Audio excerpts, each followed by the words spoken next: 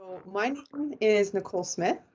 I am the Event and Communications Coordinator for Spark Niagara, and we are happy to have Chelsea and Connor join us from Digital Main Street. So just a little bit of information on our amazing presenters today. So Connor McDowell is a Digital Service Squad team member. He has worked as a visual communicator for 6 years in a variety of roles, such as videographer, photographer, digital marketing, social media, content creation, and consulting and marketing strategy. So there's a lot of obviously experience there. Now, Chelsea is also a Digital Service Squad team member. She's worked in the digital marketing area for 4 years in a variety of fields as well, such as location-based marketing, experiential marketing, and consulting and marketing strategies.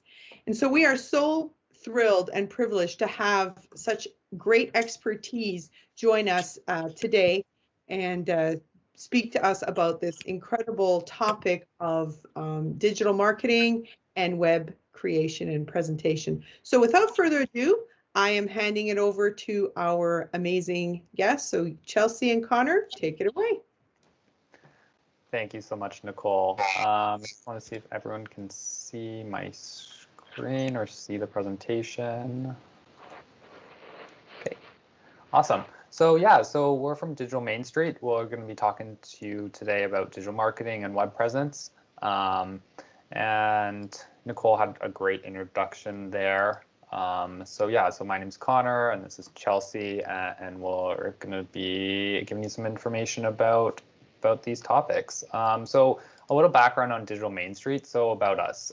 So we help Main Street businesses grow by adopting digital tools and technologies. There's 4 aspects to our program. So support is the first one. So we support small businesses and business owners. We provide businesses with knowledge and guidance to make informed decisions to increase their level of digital adoption, and then we empower them as well.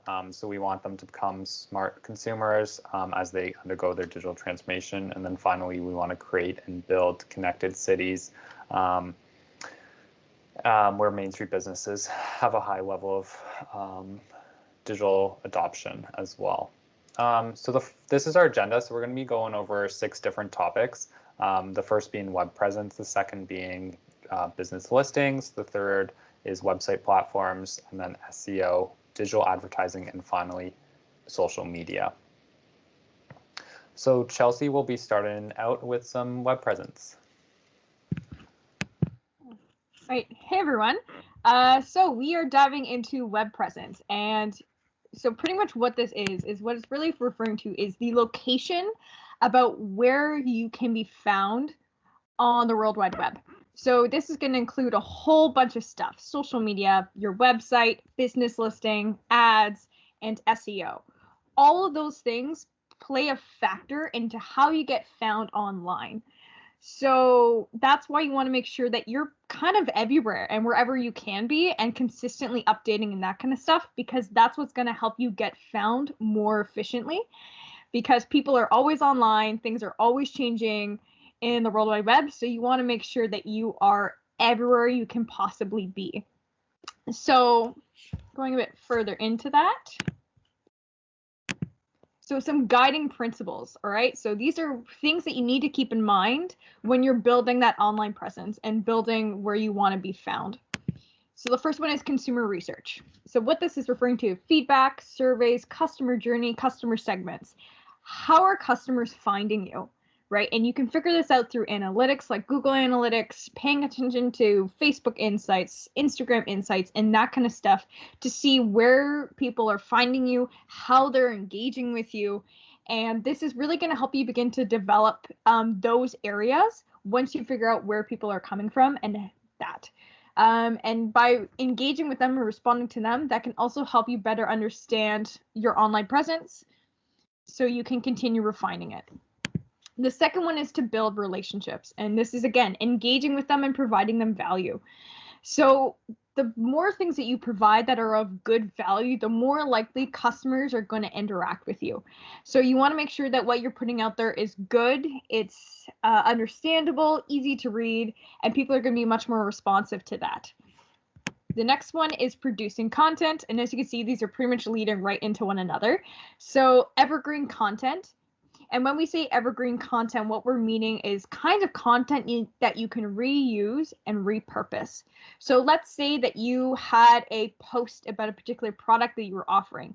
Awesome. So now it's a way to kind of saying, okay, so now that we're offering this dish, let's say it's lobster, right? How can we repurpose that into a different way to then proceed to add that onto different platforms, right? Maybe you take a look at creating a blog post about it, and then that way there's no new form of content that's associated with that post, and then now that blog post can get turned into another social media post, and these are all beginning to create different web links and that kind of thing that people can find, right? So evergreen content is the idea of reusing and repurposing content in new and attractive ways to get people to engage with you more often. And then the other thing is to know your narrative. And this essentially is, what's the story that you're trying to tell, and are you telling it effectively? Right?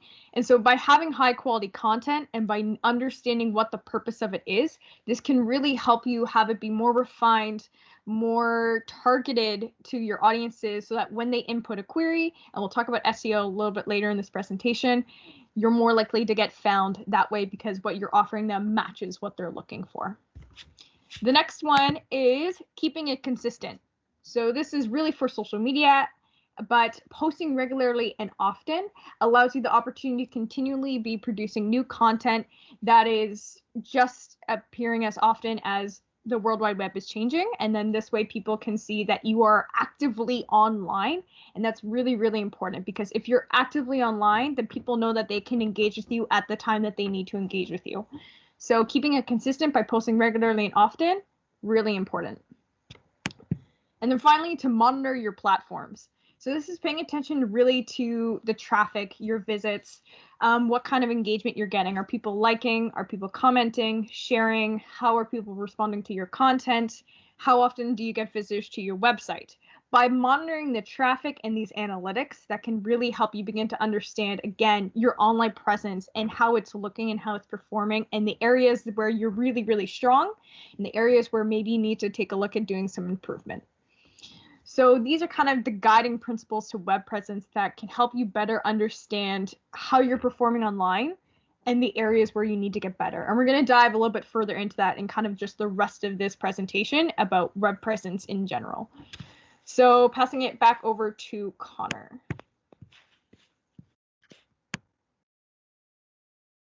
Thanks, Chelsea. So business listings. So some of you may have heard of business listings, but the main one is Google My Business, and I'm just going to go over some stats about Google My Business, and then I'll explain some of the best practices for Google My Business. So these are just some stats. So 60% of smartphone users have contacted a business directly using search results. So the click to call option on there, the average business is found in 1,009 searches per month, with 84% of these coming from discovery searches. So these are when you might search restaurants near me or clothing stores near me. That's a discovery search. And then 49% of businesses receive more than 1,000 views on search per month. And then businesses in Canada have the highest average monthly views on search, which is kind of an interesting stat. So Google My Business. So what are some important information to have on there? So everyone should have a Google My Business and have it verified as well. So that's where they send you a postcard to your address to get it verified. Once you're verified, you will show up in online searches and you can edit the content so people can find you. So one of the most important ones is address, right? If people can't find you or can't drive there, walk there, things like that, it's gonna decrease business.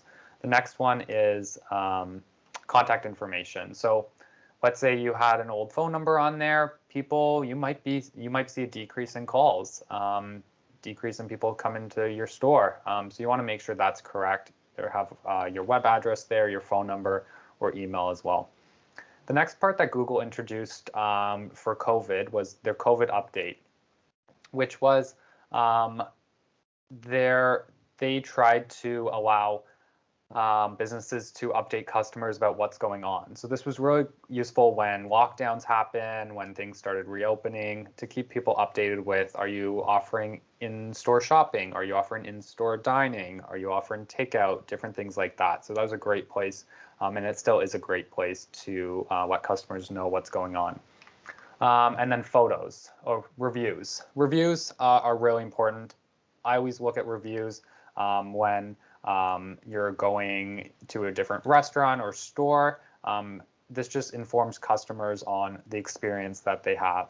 You want to make sure you're responding to reviews, positive and negative ones, on Google My Business. So positive ones, you want to thank them and say, thanks for coming. We really appreciate the support. And then negative ones, you want to take that conversation offline.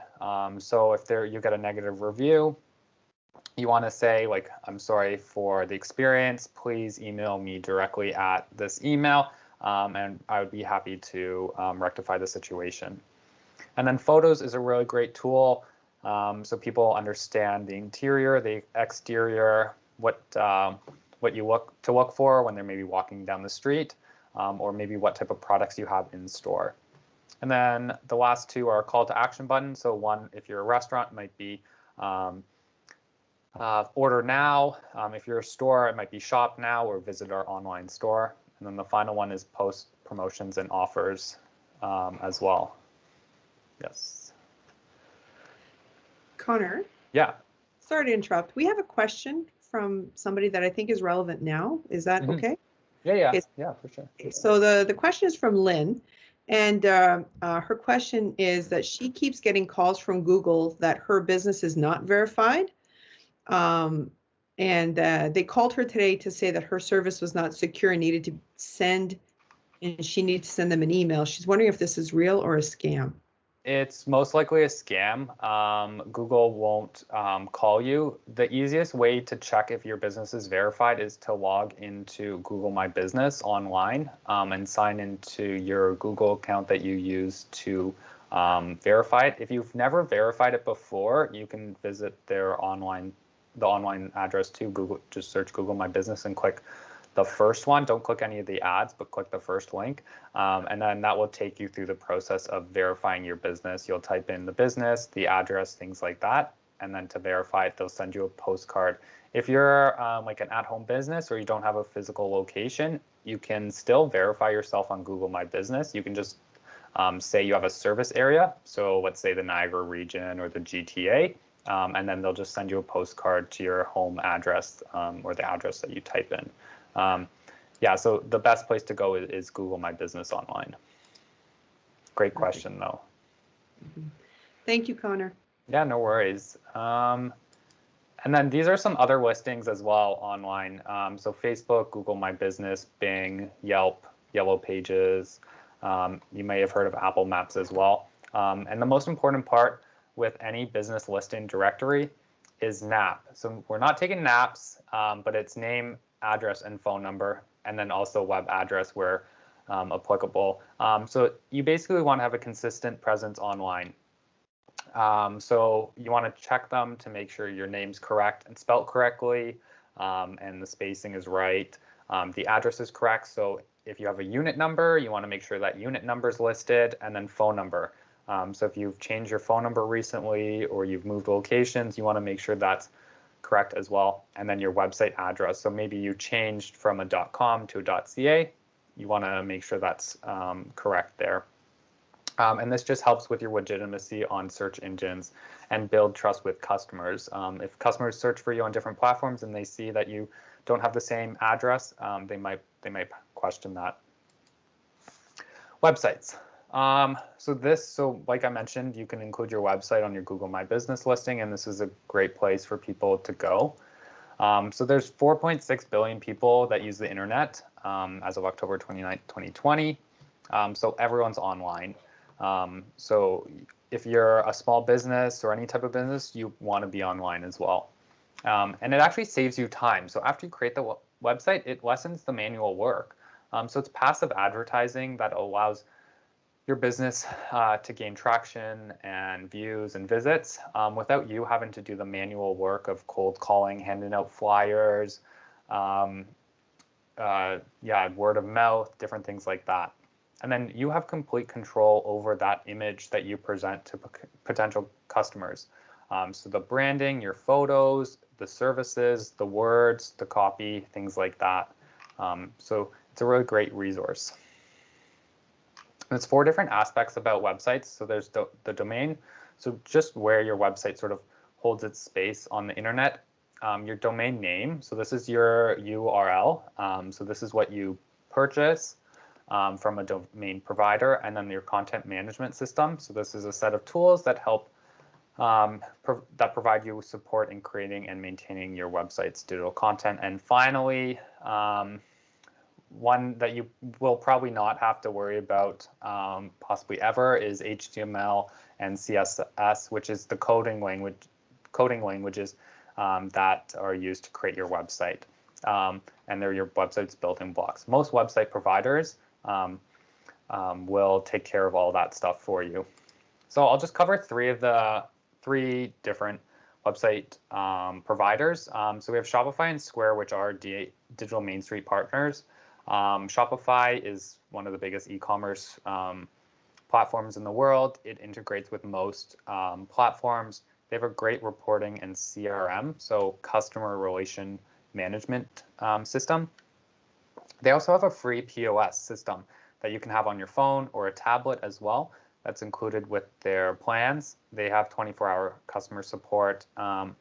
And then you can sell on social media through Shopify on like Instagram Shop and Facebook Shop, and they accept all forms of payment, which is a really good feature. And then Square, also a digital Main Street partner, have e-commerce as well. They also have a free version, which does differentiate itself from Shopify. So they do have a free plan that does include e-commerce. You can also sell on Instagram. And there's some integrations with Wix, WooCommerce, and more. And it's super easy to navigate and set up as well. And the final one is Squarespace. They have some really nice designs and templates. And it's easy to design and create your website all in one platform as well. They also offer e-commerce as well, and then 24-hour customer support via email and chat as well. So now search engine optimization. Chelsea will be covering this one.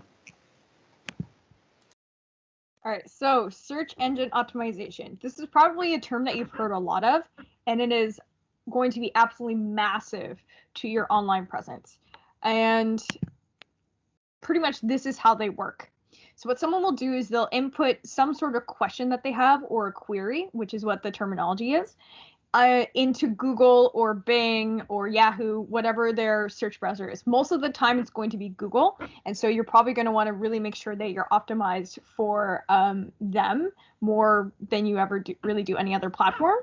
But essentially, yeah, they're going to input some sort of question into their browser, something that they're looking for or searching for. And then what the browser is going to do is they're going to do this first step, which is to crawl. So based off of the keywords that are inputted into the question, right? So this could be looking for seafood near me. So the browser is going to say, okay, so the keyword is seafood and near me. So they want to find some sort of seafood restaurant that's near their location.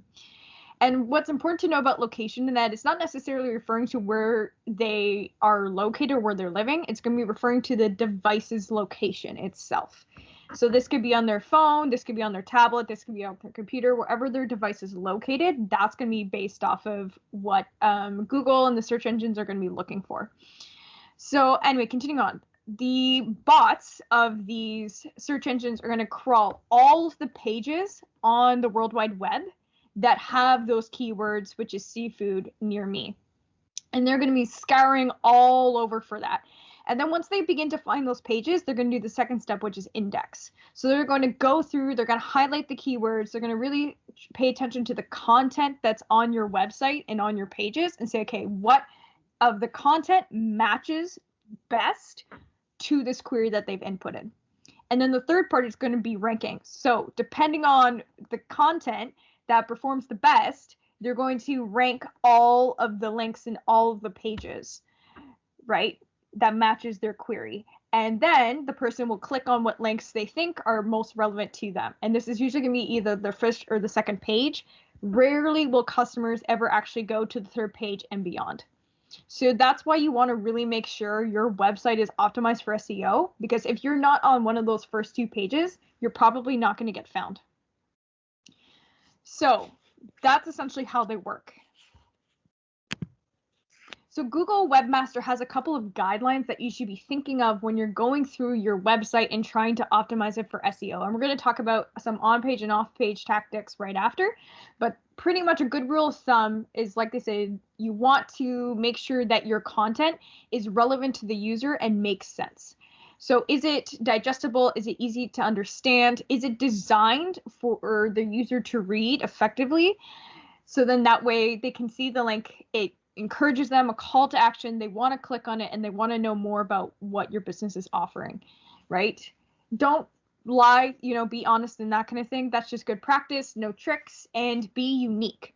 A good practice to do with this is to actually input some sort of common query and take a look at the descriptions that are listed in the organic search results and kind of see the descriptions that people are using to encourage people to click on their link. Right? And this can give you an idea about how your descriptions and your search results compare to competitors and other people, and areas where maybe you need to add in a bit more unique wording or maybe a bit more of a call to action and that kind of thing to encourage them to follow through. So you want to make sure that what you're putting out there is unique and is relevant and is eligible. So best page on-page SEO tactics. On-page refers to the actual content that is on your website and on all of your pages. And so what happens is as we can see, we've inputted a query, which is Digital Main Street. And so you're going to have popping up is what's referred to as a title tag. And the title tag is, as you can see in purple, it says Digital Main Street dash transforming bricks and mortars. And then you have a line and then Digital Main Street. Those are referred to as your title tag. And so based off of someone's query, Google's going to search your title tags and match, again, keywords based off of what makes the most sense and is most relevant. Most website platforms have an SEO section where you can go in and you can edit your title tags and meta descriptions to have those keywords there. If those aren't edited and done, then what's going to happen is Google's just going to kind of take the first snippet that they see on your web page and pop it up there. And most of the time, that may not necessarily be what you want because it's not as effective as if you have purposefully designed a meta description and a title tag to match that query. So Shopify is a good example of where you can actually go into all of your product pages and you can actually edit the specific product page meta description and title tag. So then that way it's a lot more efficient in targeting and reaching those people and getting them to follow through with that call to action. So that there's a title tag, and meta description tags are the little descriptions that you see underneath in that search result. And those descriptions are about 155 characters. So you don't have a lot of room to work with. So you want to make sure that your meta descriptions are short, are snappy, have that call to action. You want them to follow through, and they're stating what is on the page where they can learn more or shop more, that kind of thing. So you want them to be a little bit creative, be authentic to your business, but short and to the point, and have that call to action there so they can follow through.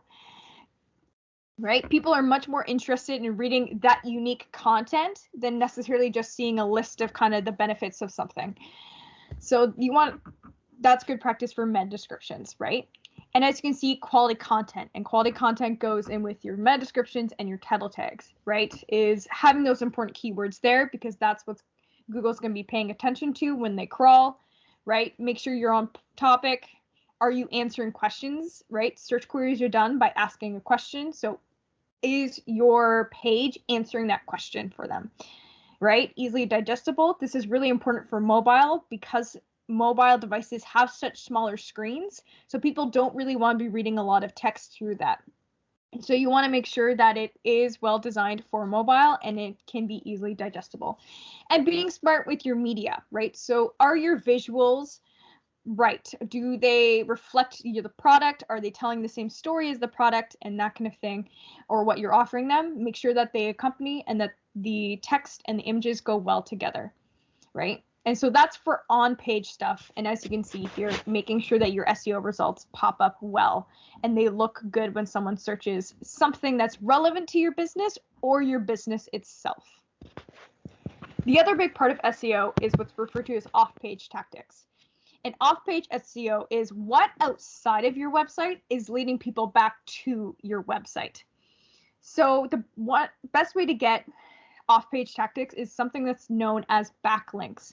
And backlinks is when other domains and other websites and other platforms have links or connections that lead back to your platforms. So people can go back there and find you. So when you Google search something, what's usually going to be in that first page of search results is going to be a lot of listings, right? And you're going to see Blogto, Narcity, BuzzFeed, a lot of top 10, top 15 of certain types of topics or businesses that are relevant to what they've looked for.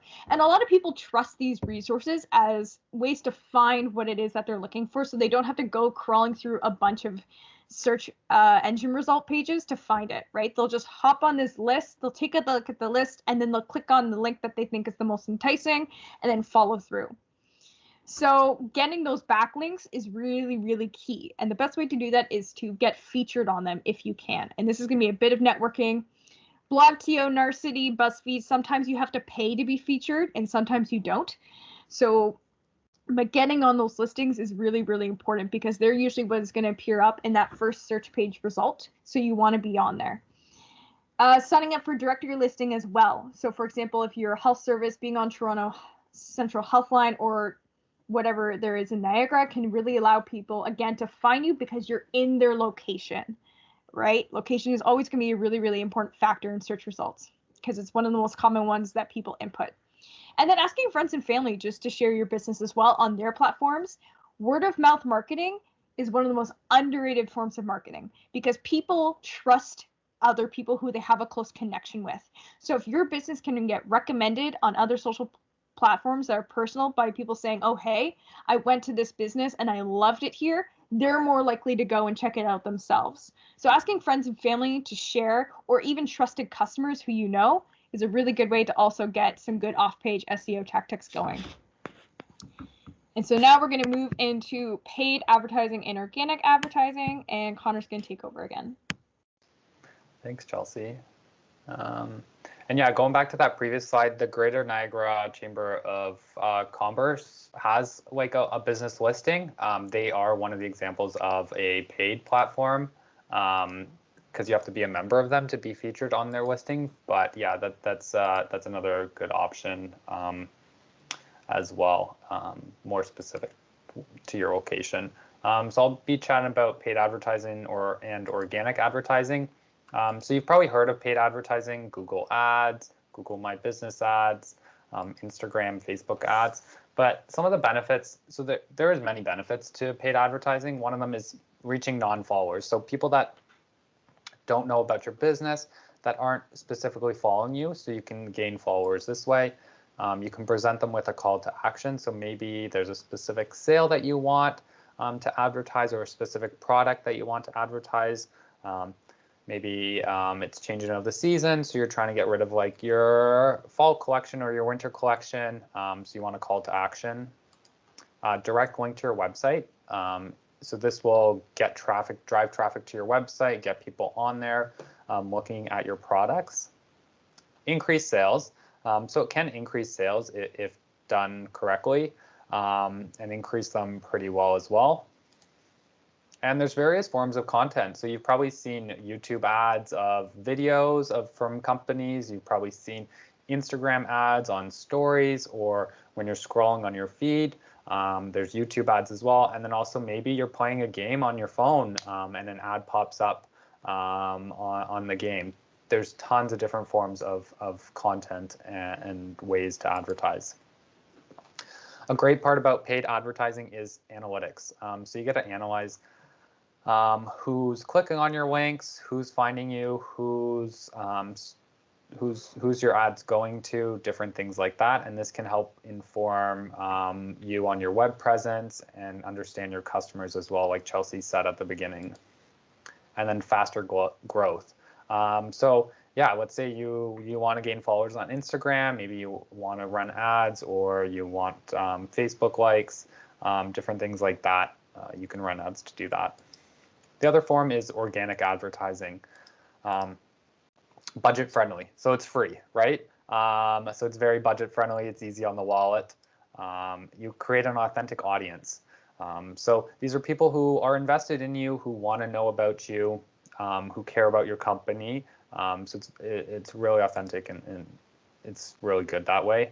It's accessible, so most people have Instagram, Facebook, things like that. So it's accessible to a lot of people to follow you, and it's easy for business owners to use as well. They're free platforms, Instagram, Facebook, YouTube, they're all free to join. So it's very accessible in that way. It's more trustworthy in Google search because it's an authentic audience, and better long-term results.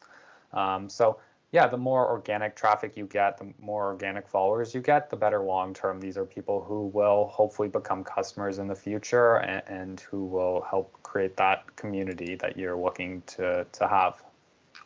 Now Chelsea is going to chat a bit about social media. Yeah, so social media is probably another massive part of really building your online presence and getting noticed and getting found. And so, oh, there we go. Perfect. All right. So why social media? So we took a look at kind of the top 4 social media platforms: Facebook, Instagram, LinkedIn, and Pinterest. And we said, okay, so what's the purpose of these? And you're going to notice that it's really about building relationships. Social media gives you the opportunity to connect with your customers in a really unique way that goes beyond just kind of giving them services and giving them products, right? You can actually engage and create conversations and relationships and showcase who you are through social media. And so that's what these platforms are really all about. So on Facebook, you're looking at about 2.7 billion users active per month. And at most, the demographic users are going to be 25 to 54 years old. And majority of people on Facebook are, in fact, male, about 56%. So, however, on Instagram, you're looking at about 60% female, 25 to 34 years old. So Instagram is a platform mostly used by a younger generation. And you're looking at about 850 million monthly active users. And then LinkedIn is about 40 million weekly users, 18 to 34 years old, and then about 57% male. And Pinterest is about 18 to 49 years old, 70% female, and 442 million monthly users. So you can see these platforms are almost always active, and there's so much going on. So you definitely want to be on there because you have an opportunity to connect with so many people at a time, because people are always online. So you definitely want to be using social media for sure. So how often do you want to be posting? As a small business, you're probably going to be looking about 2 to 3 times a week, right? Maybe a bit more if you can. So, and this is a good way just to kind of manage social media, begin to utilize a platform, build up that consistency and that engagement so people know that you are online, you are active, and that you are doing stuff. And so they can begin to engage with you a bit more. And as you can see, LinkedIn is best for B2B businesses. So if you're a business-to-business platform, LinkedIn is where you want to be, and Facebook as well. Both are really good for building brand loyalty. And because older audiences tend to be on Facebook, that may be where you want to be as well. So Instagram is good for lead generation, visuals, because it is a primarily visual platform. So you can't post to Instagram if you don't have some sort of image or video. You have to have a visual element if you want to be able to be posting on Instagram. Otherwise, you can't. So it's great for B2C. So if you're a business to customer business, Instagram is definitely where you want to be. And it's a great platform for artists as well. And then Pinterest is really good for lead generation, arts and design businesses, especially because you can create scrapbooks and mood boards and those kind of unique ideas for people to engage with that can really reflect your brand's personality. So this is why social media is so important, as you can see here from the stats. And so kind of best practices for being on social media is you need to have a strategy in place. And so one of the things that you're going to be hearing regularly probably is right people, right place, and right time. And so what that refers to is, are you connecting with the right people? Do you know who your target audience is? And are you meeting them where they're at? Are you talking the way they talk, and are you engaging with them? If you're doing a general post that has no actual targeting behind it, it's not going to perform that well because you don't have an intention with it. You need to have a purpose behind what you're doing when you're posting it, because people are going to be drawn to what it is that they're looking for. And so you want to make sure that your content is full of intention. The other thing is right place. Are you on the right platforms is what that means. If your audience is on Instagram, are you on Instagram? Are you active on Instagram? If your audience is on Pinterest, are you on Pinterest? Are you active on Pinterest? Right? Understanding where your audience is located is really important, because then that way you can be meeting them where they're at, right? And it's a lot more effective to meet them where they're at than for them to have to come to you. And the third one is right time. And what right time is referring to is when your content goes live, is it going live when your followers are online? And a really good way to get this data is just to take a look at Instagram Insights or Facebook Insights or Google Analytics to really begin to pinpoint when your followers and when your target audiences are active, so you can make sure that you're posting at the right time. There is so much content that goes online. And so making sure that you are connecting with your audiences when they're online is really key to making sure that they're able to see your content immediately before it gets drowned out by anything else. So really paying attention to your data so you can understand that is really, really good. Another good thing is to plan your content with a content calendar. So getting some sort of Excel file or using a third-party platform that gives you a calendar can allow you to kind of sit down and give yourself time to plan out your content. And if you sit down and plan out your content, that's going to take a huge weight off of your shoulders, because now you actually have a strategy in place and you understand what you're going to be putting out and when you're going to be putting it out. And so that's going to be a lot more efficient in your planning and kind of relieves your stress than having to necessarily come up with something on the spot because you're rushing to get something out to people. And it's a lot more effective to plan your content than to just be pushing out content whenever. Post consistently is the next point. Obviously, the more consistently you post, the more your audience is going to be aware that you're active and that you're online. So they'll be more likely to engage with you then if you have a regular schedule that you're posting on. The next one is to create engaging content with Instagram's built-in features. This is obviously a bit more focused on Instagram, but Instagram has some phenomenal engagement tools that you can use, especially in their stories, that allow your audience to engage with you in unique ways and showcase you how they like your content. So Instagram has what's known as stickers, and these stickers, there's a poll sticker, there's a emoji rating sticker, there's a countdown, and a couple of other really unique ones where you can post it, people can interact with it, and then you can share some of the stuff that they interact with, and you can take a look at that data coming in to see what people are most responsive to and what they aren't, to again help you refine that content a bit further to be more effective in your marketing to them. The next one is keeping track of your metrics. So paying attention to the data. Social media is a constant process. You're always going to be putting out content, taking a look at your analytics, editing your content based off of your analytics, and then reposting. So making sure that you're keeping track of those metrics, paying attention to likes, shares, comments, saves.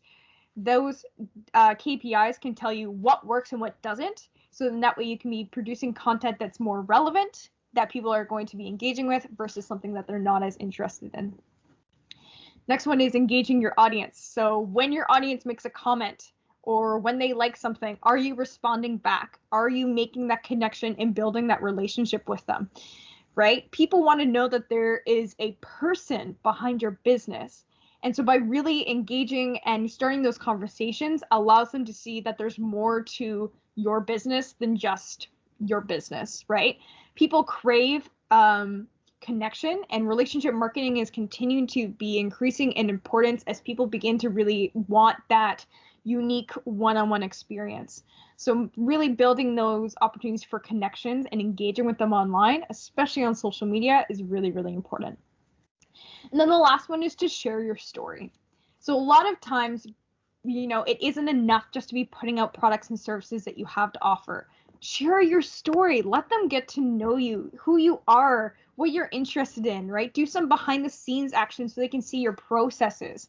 Again, this goes with the first one, is showing them that there is a person or there is a team behind your business, allows them just to think, yes, this is someone who represents what I represent, is into what I'm into, and I'm more willing to engage with them than necessarily just saying, here's a post or here's a service, right? That kind of content really increases engagement and makes people much more loyal to you. So these are musts that you want to have in place with social media, that you want to be doing regularly when it comes to your content. And so now I'm going to pass it over back to Connor. Oh, there's the picture. For some additional resources. Yeah, so these are some additional resources that you can take a look at. There's some SEO guides for on-page, local, off-page, things like that. So there is a lot to read and a lot of information out there and things to learn. This was an overview to try and help you understand the sort of big picture around web presence and digital marketing. But these are some great resources that you can take a look at. And then there's some links as well that you can take a look at. And then finally is a bit more about Digital Main Street. So these are some of the programs that we have. You can visit our website for some DMS courses. We also have some case studies. And then we also, as I mentioned before in websites, we have our Shop Here program. So this is where they'll build a website for you on Shopify or Square to help you with that, to help you get set up online with an e-commerce store or just a website to help you with that digital presence. And that's a totally free service that you can sign up for. And then finally is Digital Main Street tools as well.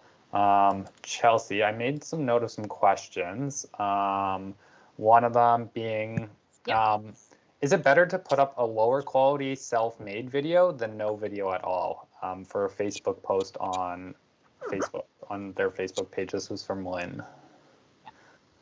So video content is definitely the highest performing form of content, and it is the kind of content that people tend to engage with the most.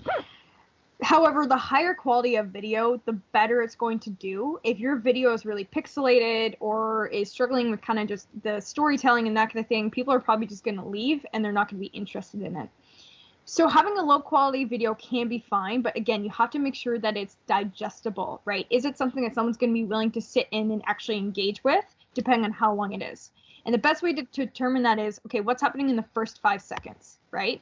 In the first 5 seconds, if your video isn't engaging enough, people are going to leave, right? You want to make sure that in those first 5 seconds of your video content that you've hooked them in, so then that way they're going to be more willing to sit down and watch it. Another thing is, again, how long is your video taking to load, right, on Facebook? If your video takes a long time to load, people aren't going to stick around and watch it either. So those are a couple of factors that come into play when you're producing a video onto Facebook and onto Instagram as well, and that kind of thing. So Facebook tends to be a bit more lower quality, so you might be able to get away with it a bit more, but I would not post any low quality stuff on Instagram whatsoever. Instagram definitely needs to be high quality. And so Connor, what are your thoughts? Oh, I think you're muted. Yeah, in terms of Facebook quality and content, yeah, you want to try and post as much content as possible. But quality is king, I would say. So yeah, if you have a smartphone though, if you have like an iPhone, Android, anything in the last probably 3 years, it can probably produce 1080p video. So even you might have to use the back of your phone camera, not the selfie cam. That the back camera has a lot higher quality. So you can even get somebody to film you, maybe talking about a new product or something like that as well. And then one of the other questions, Chelsea, was how about Twitter for social media? Do you have any insights into Twitter and what it might be useful? Twitter is good if you're a B2B business, because a lot of B2B businesses are on Twitter and are active, and a lot of business professionals are on there. The thing to note about Twitter is that you can't put in a lot of content and you can't be super informative. You have a very limited character amount. I believe it's 280 characters, which means that whatever you're tweeting has to be short, snappy, and to the point. And again, a lot of Twitter is just responsive content to other things that people are putting out. I don't think it's necessarily the best platform for businesses to be on, quite honestly, because of how political it can get and how often people tend to just use it as an opportunity to complain and vent. So I would definitely focus much more on other platforms that allow you to expand more on what you're doing and what you're having to offer. And tending to be like Facebook and Instagram are a lot more effective that way than Twitter. So yeah, I think that if you're a B2B business, Twitter is an option, but if you're B2C, I wouldn't touch it. Yeah, I would agree with you, Chelsea. Twitter is a great place to find news, updates. Science is really big on Twitter as well. And then Lynn, I did do a little research on Google. So there's only one phone number that you might get a call from Google's automated system to check. I'll just put it in the chat as well. And this is from, or you can take a look at their website as well here. I'll just link it there, and you can take a look at it. There's a couple more questions as well. The ones if you don't have call display. So the automated call might be, hi, I'm calling from Google Maps. If given the current health situation, I just want to update your hours. I'm an automated system, so this call is recorded to improve Google services. Can you please tell me your hours for the week? So that might be what it is. I'll put that in the chat as well. There's a couple other questions, Chelsea, in the chat. One talking about Shopify, and then self-services. What gateway do you recommend? Do you want to maybe chat about those?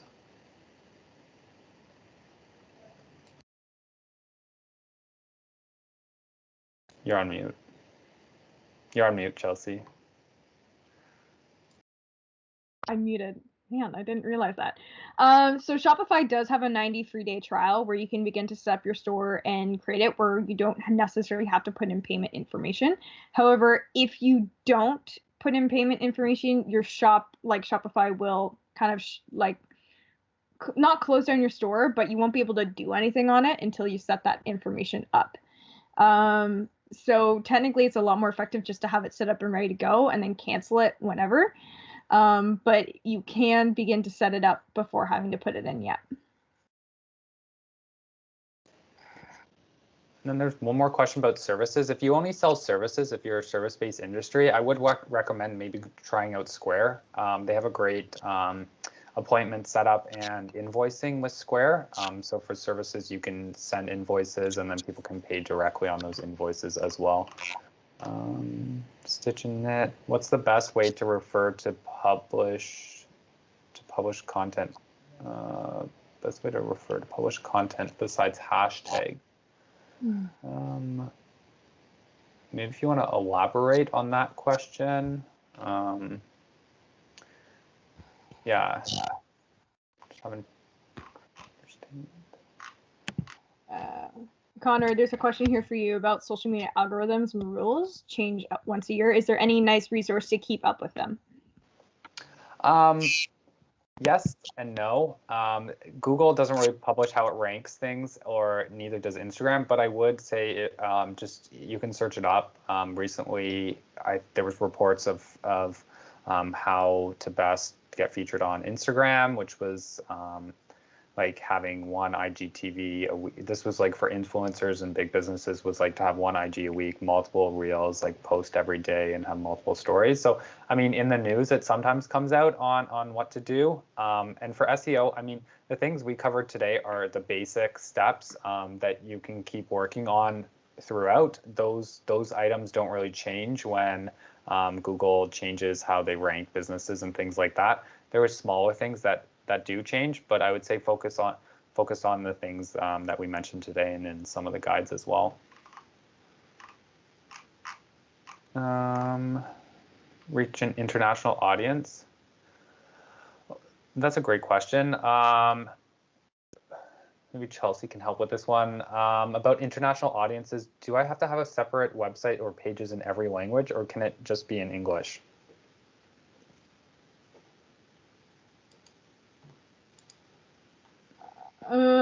No, because in most cases, like if someone's searching on Google, Google will translate the page.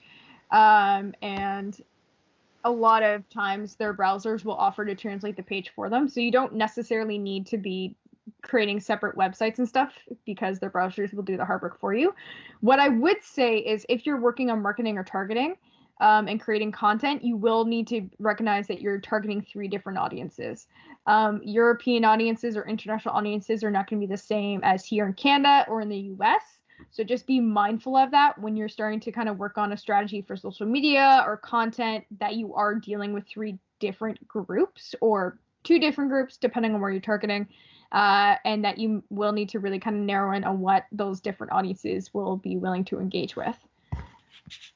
Moving on to, all right, so Stitch and Knit, I think if I'm understanding you correctly, because of the fact that Twitter only has about 280 characters, you are severely limited in what you can put in, especially with hashtags. So the more clever your tweet is, the more likely people are going to engage with it. Because Twitter is so full of snappy commentary, you really need to be smart with what you're writing down and make sure that you give enough space for hashtags, because hashtags will limit you, even though they're a great way of getting found on Twitter and are really, really important. And so I would say try to focus more so on the cleverness behind the content that you're putting out on Twitter and on your tweet, and making sure it's fairly short and to the point and communicates exactly what you want. You can include a link on Twitter as well, but that also will take up your character space too. So that's why I usually say just don't be on Twitter. Try to use other platforms because they allow you way more characters and way more space to write stuff. But if you are going to be using Twitter, yeah, it's about short, to the point, snappy, clever, and then hashtags to get noticed, and a link if you want to have a call to action for them to actually go to.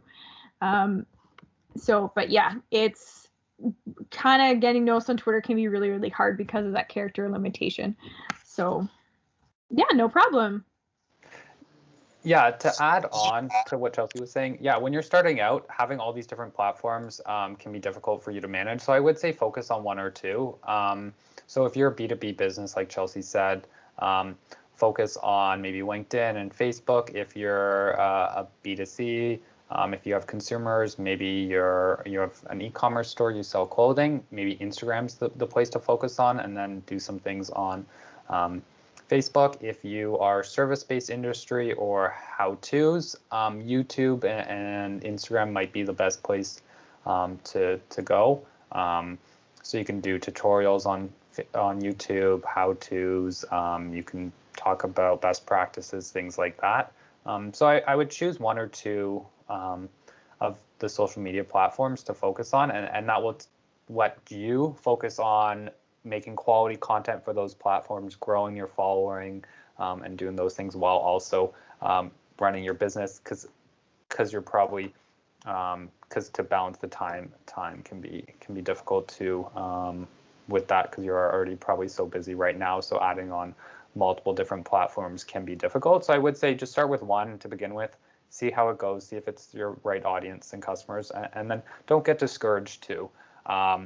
It does take a long time to grow an organic following, so don't get discouraged that other businesses similar to you have thousands of followers or things like that. They all started where you started, with maybe 10, 20, 30, 100, 200 followers, or 1,000 followers. If you post quality content, engaging, and build that community, you'll grow your following organically, and you'll see that growth.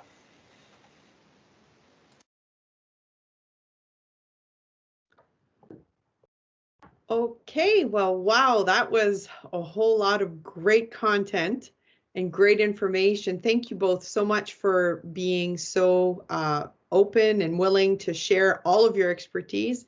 Thank you to our audience for providing such great questions and feedback.